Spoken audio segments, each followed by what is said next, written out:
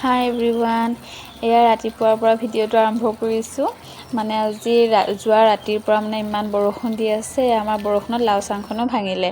এতিয়া ভাবিছোঁ বতৰ যিহেতু ঠাণ্ডা, অলপ পিঠা চিঠা কিবা এটা বনাই দিওঁ। তাকে মানে খলা চাপৰি পিঠা বনাই আছোঁ। ৰাতি মানে মাংস তৰকাৰী আছে, তাকে খাব পাৰিম। এয়া বনাই মানে হটকেছত থৈ আছোঁ। আয়াত আৰু এখেত টোপনি, উঠিলেহে খাম। আকৌ এইফালে আয়াতে জ্বলা খাব নোৱাৰে যিহেতু, তাইৰ কাৰণে কমকৈ আলু অলপ ভাজি দিছোঁ জ্বলা নোহোৱাকৈ। আৰু আয়াতে এইকেইদিন কৈ আছে ফ্ৰেঞ্চ ফ্ৰাইজ খাব, তাকে মানে কমকৈ অলপমান বনাই দিলোঁ। তাই উঠি মানে ভাল পাব আৰু মনটো। এতিয়া তাই নাস্তা ৰেডি, তাই উঠি ফ্ৰেছ হ'লে হৈ এতিয়া খাবলৈ ওলাইছে।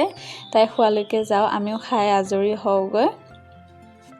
এতিয়া আমি খোৱা বোৱা কৰিলোঁ, কিন্তু বতৰো গোটেই চাফা হৈ গৈছে। এয়া দেখিছেনে, গোটেই পোহৰ হৈ গৈছে। বৰষুণ কমিলে আমি এঠাইত গৈ আছোঁ। ইয়াতে আমাৰ মাটি পেলাইছে যে, তাকে চাবলৈ আহিলোঁ। আজিলৈ ইমানেই, বাই।